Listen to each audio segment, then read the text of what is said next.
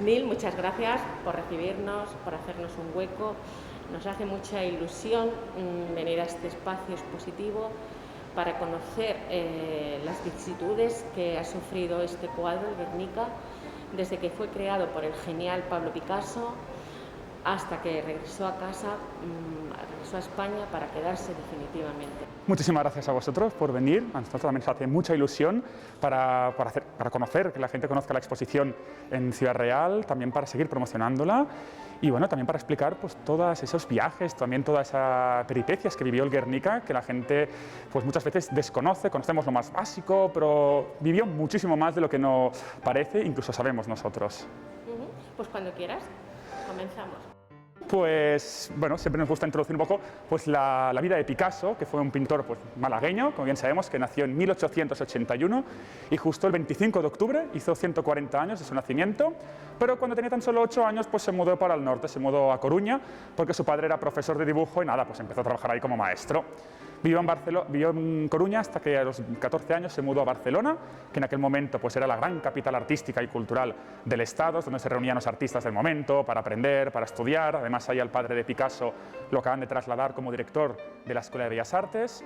Y ahí Picasso estuvo hasta los 22, 23 años, que entonces pues ya un poco cansado de moverse por ciudades de España, pues decidió mudarse a la que era la gran capital artística del mundo, que era París, donde ella vivió ya prácticamente toda su vida, sobre todo después, pues lo que estamos viendo aquí, después de la Guerra Civil Española, pues el artista ya nunca más pudo volver a España, es por eso que sigue enterrado aún hoy en día en el sur de Francia, por decisión propia del artista. Y además fue en Francia donde le pilló el conflicto de la Guerra Civil, y es por eso que el gobierno republicano, del cual el artista era favorable, le pidió que participase en la Exposición Internacional de Arte de París, con el fin de que crease un cuadro espectacular para así convencer pues, a la opinión pública francesa e inglesa de que entrasen en la guerra. Y cuando le propusieron pintar el cuadro, pues él dijo que no iba a hacerlo, y es que en aquel momento pues Picasso atravesaba una gran crisis artística y personal, sobre todo personal, se estaba divorciando por tercera vez, y entonces pues llevaba un año sin pintar nada. Aunque puede parecer una tontería, ¿no? Llevar un año sin pintar, pero es que para Picasso es algo muy duro, pues el artista a lo largo de sus 91 años que vivió pintó más de 15.000 cuadros, así que realmente era una media de 200 cuadros al año, no es mucho realmente. Pero después de que le presionasen muchísimo, de que le pidiesen pues, como una especie de favor, de que hiciese algún tipo de obra, pues aceptó, pero no se le ocurrió ninguna idea hasta que ya casi a punto de inaugurar la exposición sucedió pues, lo que estamos viendo aquí, que es el bombardeo de la ciudad vasca de Guernica. Que el bombardeo de la ciudad pues, fue provocado por la aviación, la Legión Cóndor de la Alemania de Hitler, el 26 de abril de 1937. Durante más de 4 horas fue bombardeada esta pequeña ciudad, de no mucho más de 10.000 habitantes, por lo tanto no era una gran ciudad, y fue un bombardeo más bien político por todo lo que supone Guernica para la sociedad y la cultura vasca. Ahí es donde se consideraba que había nacido euskera en aquel momento, es donde los lendakaris, por ejemplo, cuando juran el cargo, pues lo hacen en esa ciudad. Por lo tanto, era un bombardeo muy político y muy cultural. No fue tanto para destrozar la ciudad, ni tanto para pues, provocar el mayor daño posible. En ese bombardeo murieron igualmente 400 personas, que además van saliendo por aquí, que mayormente fueron mujeres y niños. Y es que el día del bombardeo era un día de mercado, así que las calles estaban repletas de personas, sobre todo mujeres y niños. Los hombres pues los tenemos en el frente luchando. Por eso también el artista luego cuando pinta el cuadro pues tan solo nos muestra mujeres y niños, una forma de mostrarnos pues también el drama por parte de las mujeres. Y los niños además por partida doble, por desgracia, porque era un día también de colegio, así que destruyeron la escuela municipal de la ciudad, donde murieron alrededor de unos 50 niños en ese bombardeo. Una imagen que cuando se lo contamos muchas veces a los niños, pues realmente les sorprende pues que la guerra también les afectaba a los niños cuando no tenían nada que ver con ella. Y también podemos ver, si no, pues las imágenes de algunos de los periódicos de aquel momento, pero sobre todo tenemos periódicos franceses, porque en España hubo un grandísimo problema y es que los periódicos en aquel momento no informaron muy bien de lo que pasó. Estamos en plena guerra civil, así que España pues dividida en los dos bandos, y los periódicos sí que republicanos sí que hubo alguna información, aunque era un poco también distorsionada, pero sobre todo por parte del bando franquista, el bando sublevado, pues no hubo una gran información, incluso se llegó a acusar a los vascos o a los asturianos de destruir la ciudad, cosa que obviamente pues no fue así. Y por tanto, pues aquí nos muestra un poco la información que recibió Picasso para poder desarrollar el cuadro del Guernica. A tenor de la documentación de que disponéis, ¿Él Sí. fue totalmente libre a la hora de elegir el tema? ¿Recibió sugerencias? Fue totalmente libre y cuando se lo propusieron le dijeron de que pintase algo espectacular. Es la única norma que le pusieron. Podía pintar, no hace falta ni que lo hace de la guerra, en verdad, que fuese algo pues, del amor, de la vida, un perro, un gato, una flor, espectacular. Entonces, la mejor manera de hacer un cuadro espectacular pues, no era solo mostrar los horrores, sino también era mostrar la inmensidad de la obra. Así que hizo un cuadro que es uno de los cuadros más grandes que tenemos en la historia del arte, que es un cuadro que hace 8 metros de largo por 3,5 de alto. Esa fue un poco la única norma que aquí tuvo. Y además aquí lo podemos ver, si no, al artista pintando ya en su estudio en París. Tuvo que alquilar un estudio nuevo por ese concepto, por la magnitud que necesitaba la obra. Y además, aunque parezca mentira, esos 30 metros cuadrados de cuadro tan solo tardó 35 días en hacerlo. Y además 35 días donde estamos incluyendo todo el proceso de elaboración que van incluidos los bocetos. Esas ideas artísticas, que aquí tenemos los 45 que se conservan todos ellos en el Museo Reina Sofía. Y unos otros requisitos que le puso el gobierno español era que se fotografiase todo, por tanto documentar todo. Y eso es algo inédito en la historia del arte, y más aquí en el año 37, y es que es la primera vez en la historia de que se tiene documentado todo un proceso de elaboración de una obra, desde los bocetos, están los 45, hasta el artista pintándolo, como sobre todo lo que tenemos aquí, que es el proceso de elaboración de la obra. Es una serie de fotografías que realizó Dora Mars, que era una fotógrafa expresionista y una de las muy conocidas amantes de Picasso, que a petición del gobierno republicano fotografió todo el proceso de pintura. Cada fotografía es aproximadamente unos 5 o 6 días avanzando la obra y eso pues, nos permite pues, ver cómo se hace un cuadro. También nos permite pues, cómo Picasso quiso elaborar su obra, cómo desarrollarla y las ideas que van surgiendo a través de ella. Luego, cuando ya terminó el cuadro, pues entonces lo expuso, ahora sí, a la exposición internacional, que era el objetivo realmente de la obra. La obra Picasso, cuando la desarrolló, no era para que empezase a viajar por el mundo, como finalmente fue simplemente para exponerla en esa exposición internacional de arte de París. Además, el Guernica, esa primera vez que estuvo allí, realmente estuvo unos 5 meses aproximadamente al aire libre. Una cosa que no hace falta ser muy listo para saber que un cuadro al aire libre, y más uno tan grande, pues el frío, el calor, la humedad, la lluvia, vaya, cualquier tipo de inclemencia meteorológica daña el cuadro.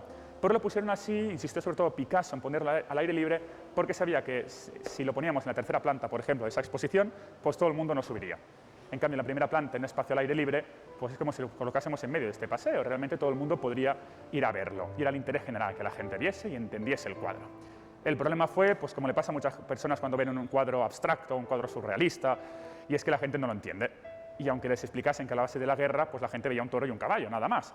Así que el cuadro fue muy, pero muy criticado, tanto que los críticos dijeron que era un cuadro basura, un cuadro que no servía para nada, o incluso la prensa del momento decía que daba la espalda al público. La gente al verlo, nada, se giraba y lo ignoraba como si realmente no fuese con ellos.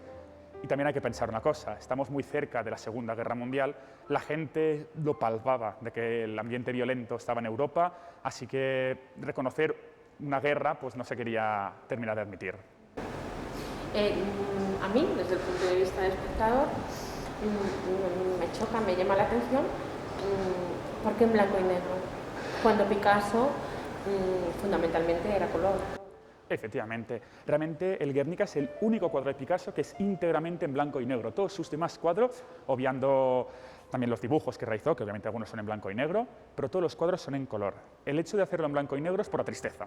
Si lo pintamos en colores, si lo pintamos, aunque sea con colores tristes, ¿no? Un marrón, un negro, incluso un azul muy apagado, no todo el mundo, sobre todo de lugares lejanos que no terminarán de entender lo que estaba pasando en España o en Europa, no interpretarían esa tristeza.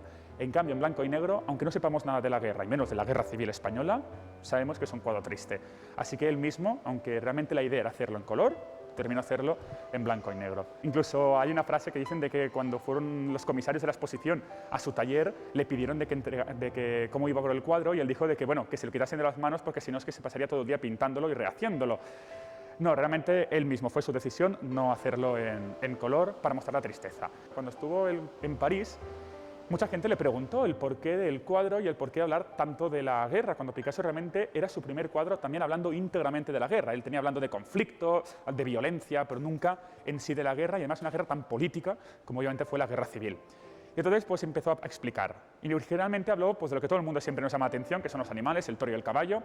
Dijo que el toro pues, era España, un símbolo que bien todos conocemos y realmente fuera de nuestro país también conocen, por eso conocido, ¿no? La piel de toro de la península. Y además con la cola en llamas, sí que era España en llamas por la guerra. y el caballo se dijo que era Franco, o el fascismo pisando a los muertos, a la gente que tenemos debajo. Esa fue la primera interpretación que dijo Picasso. El problema es que después de dejar París es cuando empezó a viajar por todo el mundo. Él no volvió a Valencia como las otras obras y le volvieron a preguntar ya en Estocolmo y entonces dijo de que el toro era Franco y el caballo era España.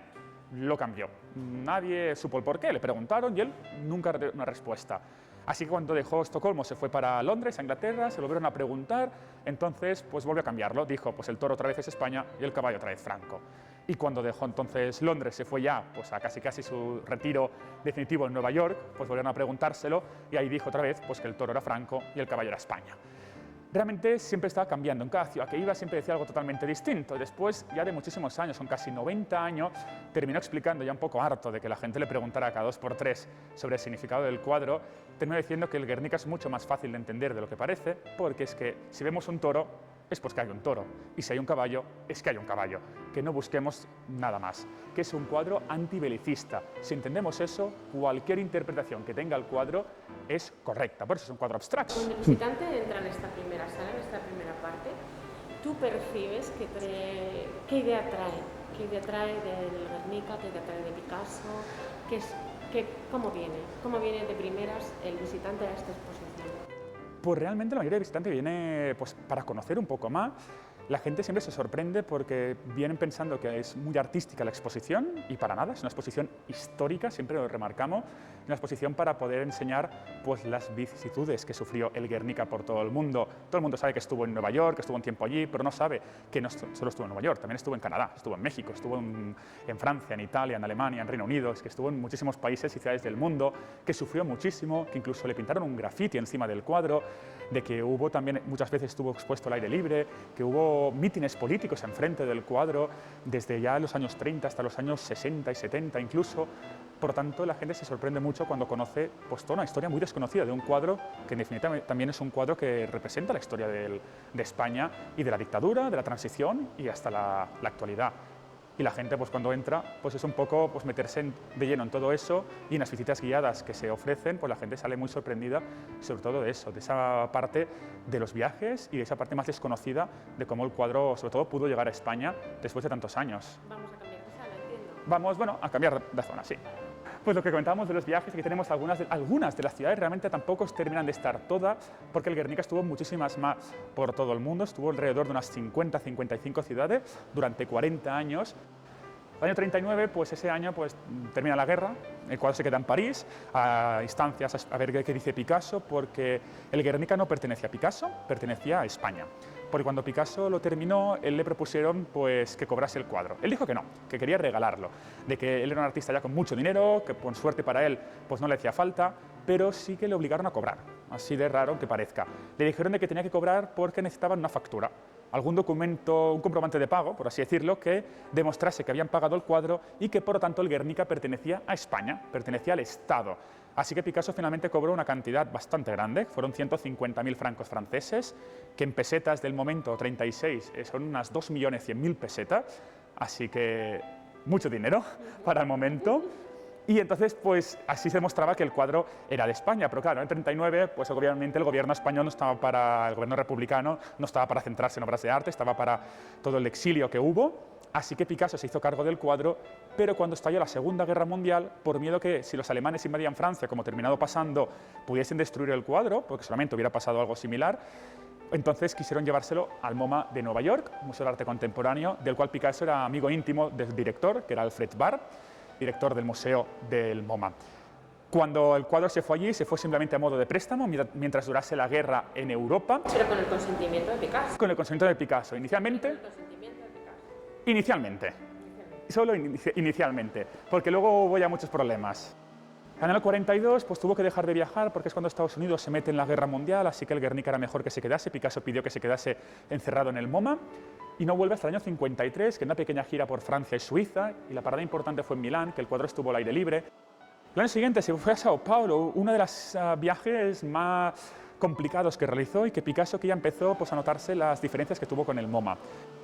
Porque como Picasso veía que no le hicieran caso en los viajes que estaba realizando el cuadro, pues luego también llegó a decir que no, que se lo debiesen a París. Pero Alfred Barr dijo que no, todo lo contrario. Dijo de que el cuadro se lo quedaban ellos como si fuera suyo. Y obviamente el cuadro no era suyo, era de España, se había pagado por aquella obra. Y aparte también, pues España había delegado, el gobierno republicano, insisto, había delegado en Picasso la obra, así que tenía él el derecho a decidir qué hacer con ella. Llegaron a ofrecerle mucho dinero porque vendiese el cuadro, porque Picasso dijo que ni hablar, que el cuadro se quedaba que tenía en España, bueno, tenía que volver a España, y dijo que tenía que venir cuando se recuperase la libertad y la democracia. ¿Y cuál es esto? ¿Qué es esto? ¿Cuáles son esas fechas? Pues la muerte de Franco, 75, y la aprobación de la Constitución. Pero tampoco llegó, costó muchísimo, porque muchísimo más que el Guernica pudiese venir. Se tardó unos 4 años en un juicio bastante complicado, que eso, pues sí que es para la siguiente sala. El Guernica hace tan solo 40 años que llegó, así que obviamente hay mucha gente que lo vivió, mucha gente incluso lo puede recordar ese día, y llegó el 10 de septiembre de 1981. Y además vino en secreto, sin que nadie lo supiese, porque había mucho miedo que el Guernica en ese traslado sufriese algún tipo de atentado o algún tipo de destrucción, porque es que ese año, 81, venimos del 23F, del golpe de Estado de Tejero. Así que el gobierno pues, no se fiaba ni del propio gobierno. Lo mejor era que el cuadro viniese en secreto y en una operación que el gobierno la llamó Operación Cuadro Grande, que para ser secreta no se curraron mucho el nombre, la verdad. Por suerte no se supo, el cuadro pudo finalmente llegar. Llegó sin ningún tipo de problema. Eso sí, cuando aterrizó, pues entonces se informó de que el cuadro al fin había llegado. Incluso se llegó a decir que el capitán, aparte de dar la bienvenida a los pasajeros, dijo de que acababan de viajar con el último exiliado de la República, que era, pues en definitiva, el Guernica. ¿Cuánta gente ha pasado o tenéis previsto que pueda pasar por esta exposición? Pues de momento llevamos muy buenos números, nos está sorprendiendo la gran afluencia de gente en Ciudad Real, cosa que agradecemos muchísimo, esa buena acogida, sobre todo más ahora. Hay muchas ganas de cultura también, de apertura, con todo el tema de las restricciones que veníamos arrastrando, y de momento estamos viendo pues, alrededor de unas más de 3.000, 3.500 personas.